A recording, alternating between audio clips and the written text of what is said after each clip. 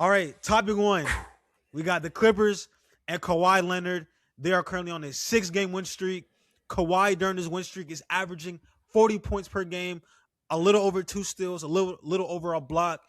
He's looking like prime Kawhi Leonard right now. He's looking like the Toronto late San Antonio prime Kawhi. They're cooking. They're winning games. They're now 11th in the West after being at the very bottom with the Kings. They're on the way up. Earl, what do you think about Kawhi Leonard and the Clippers comeback? Talk to us. Kawhi Leonard reminds me of one man who ever walked this planet. 2018 LeBron James. And I know before you guys call me crazy, Kawhi Leonard is the best basketball player in the NBA currently. 40 points per game, almost 8 rebounds, 4 assists, and insane shooting splits. Kawhi Leonard, to me, has elevated this Clippers team. We talk about this team being the savior or the destroyer of the NBA. If you guys don't know, Oklahoma City Thunder owns their pick. So if they fail this year, the whole NBA is set back for the next 20 years. So for me, I'm personally rooting for Kawhi Leonard and the Clippers. I know as Lakers fan, it sounds crazy, but this is bigger than basketball, man. And Kawhi Leonard, once again, is showing why he's been compared as one of the best small forwards, I feel like, in NBA history, one of the most underrated on what he was able to do on those Spurs teams. I know, obviously, Tim Duncan and the old heads were kind of carrying those teams, but Kawhi Leonard paved his way. He went to Toronto, won a country, not just a team, a country, their first championship, dipped with full confidence, went to the Clippers, and personally, I'll stand on this too. If Kawhi Leonard never gets hurt in some of those Clippers years, I truly believe they have at least 1 or 2 championships with the way those rosters were constructed. I just feel like injuries have gotten the best of him, or the worst of him, I'm sorry, on these last couple of seasons. And it just shows, like, if Kawhi Leonard can stay healthy, this Clippers team, to me, realistically can be a 6 to 7 seed at the end of the year. So that's kind of my thoughts on Kawhi Leonard right now. He's hooping, man. He's hooping. That was good. Earl, you just cooked on that one. You said a lot of things that might rub some people the wrong way, comparing him to 2018 LeBron, but hey, you cooked. I love everything you said, brother. Love everything you said. We're going to go over to Max. Max, what do you think about Kawhi and the Clippers? When Kawhi is healthy, he's got to be one of the more fun players to watch in the NBA. Like the way, like how balanced his offensive game is, I feel like you talk about like a 3-level scorer. He is kind of like one of the modern definitions of a 3-level scorer. Like he's someone who has not abandoned the mid-range in the age of analytics. He still shoots a lot of middies, turnaround middies, that very flat line jump shot, but it's money. It still is at this point in his career. He's a good enough 3-point shooter, catch and shoot, sometimes off the dribble. And obviously, he can still get to the basket. We've seen him been dunking a lot lately, I feel like more so than maybe we've seen in previous years of Kawhi. Like, he still has those hops at age 34 after all these injuries. So it's been fun to watch him, like, come back. I was surprised that he had never had a 50-point game until his 55, I think, 11 rebound game last week. So it was cool to see. Again, I would have banked that he had 50 at some point in his career, but now he does. So congratulations for that. I am going to pump the brakes a little bit on the Clippers hype in general, solely because I think we've seen this before many times with the Kawhi era Clippers. I think I think back to when they got James Harden, what was it, 2 years ago, I think. It was either last year or 2 years ago. It feels crazy. Time is weird. But when they first got James Harden, they went on that crazy run for like a month or two around this point in the season. We were all talking about the Clippers as title contenders. Mm-hmm. And then that didn't happen. They had their great run last year. They got to the 5th seed. Some people, including me, I forget. I may have picked them to beat the Nuggets in the first round. They came close, but that didn't happen. So it feels like this Clippers team with Kawhi under Tyronn Lue have had these like really high peaks. And it's weird to say that they're having a high peak when they're 11-21.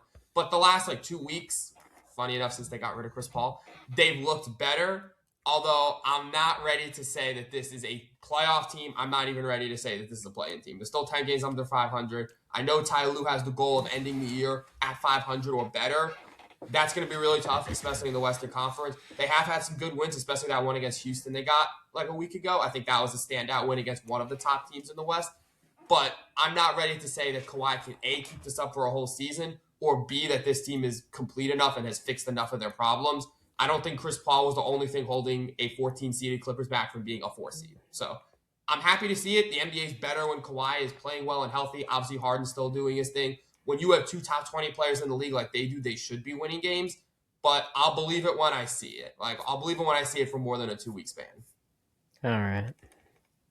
Omar, talk to us, brother. I love everything you said there, Max, by the way. Facts. The only thing that I have a little pushback on, you don't even think they're considered a playing team, even with them at the 11th seed right now. You still not even playing hopes, no. If the season ended today, they're not a playing team. They're gonna have to show me a little more than this. A 6-game win streak. I mean, I'm just gonna, for what I have to say, really, Max kind of echoed it, where it's like, can Kawhi really hold it this entire season? And look, we actually had this conversation earlier in the year, and Earl, this may sting a little bit, but it happened to be with your boy Austin Reeves. He is playing really well. He's just hurt. But it also speaks to, can he hold on to his production for the rest of the season? Can Luka hold on to averaging 40 points this entire season? Can they do this? Can they do that? I'm not trying to shade the Lakers. It's just a similar conversation that we've had. We're not talking about the Lakers. Let me move off of that real quick before we go into a tangent. But go ahead. I will respond later, though.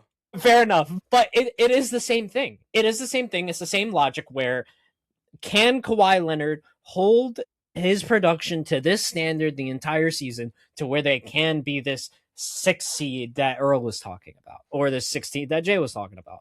Can this really be possible? I don't know if I see it.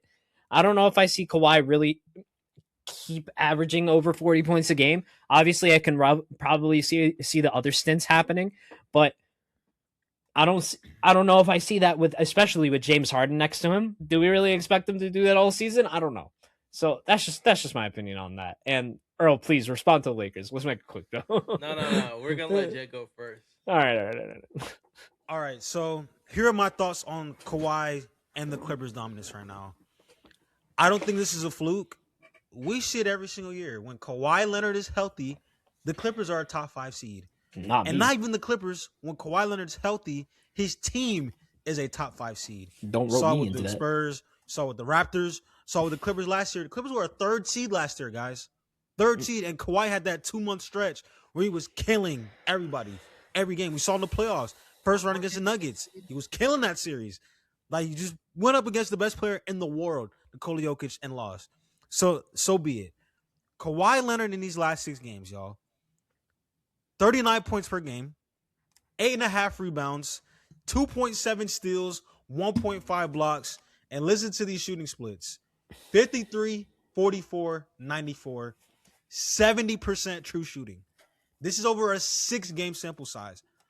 I don't think this is a fluke at all. Kawhi does this occasionally throughout these seasons, and this is where I'm going to bring in Omar's point. Is this sustainable for Kawhi Leonard? Historically, his knees cannot sustain this level of play. He just cannot. And this season, he had the ankle injury. Can Kawhi sustain this level of play for, let's say, a 20 to 30 game stretch? Because they need it. They are 11th in the West. They are not a good team record-wise. So Kawhi has to do this for another 20 to 30 games. Can he do that? My answer is no.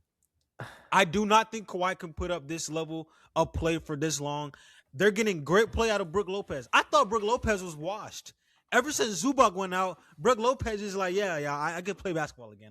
I can play basketball. So, what? Like, y'all forgot. Brook Lopez is playing good. James Harden, I think, did Max say this? He's still a top 25 player.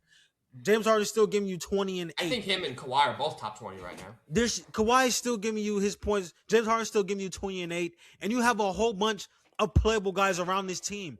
Chris Dunn is having a sneaky good year. I'm not saying he's underrated or whatever, but Chris Dunn is still good. Like I said, James Harden, John Collins. This team has pieces to where Kawhi shouldn't have to do this on a night-to-night basis, but he's doing it. They're winning games. Here's my next point, and this point is very important for my take here. I love what Kawhi's doing. I love what the Clippers are doing. I still think they have to make a very important trade. They have to make a very important trade. This team is not, I don't think they're doing anything with OKC in the playoffs. I don't think they're doing anything with the Rockets come playoffs. I don't think they're doing anything with the top 4 seeds in the playoffs. Timberwolves, and they're not even the top 4 seed. I don't think they're doing anything with the upper echelon teams in the Western Conference. Though I love this run, I love what Kawhi's doing, they need another piece. Because say Kawhi goes down again. Say James Harden tweaks a hamstring. Say anybody else goes down. This team is 1 injury away from going 6-0 to going 0-6 in their next 6 games. So I think that this is a good little test, a good little run right here by the Clippers, and they're not doing it against some bums, even though they did play the worst team in the league, the Sacramento Kings. So he gave both Thompson twins work. He gave a man 41 and he gave Asar 55. So I don't want to hear about the level of play or competition. He is playing some solid teams. They absolutely smacked the number 1 seeded Pistons. They smacked the Rockets, top 5 seed in the West. But yeah, man, that's all I got to say for the Rockets. I love what they're doing. I shout out to Kawhi. But is this sustainable? My answer, no. And let me just add to that really fast. I also don't think his team can really keep up with it. I know you gave them their flowers, and I know you gave, and Chris Dunn is actually a really bright spot in that bench that I actually really like. But other than that, I still feel like they're the unction. The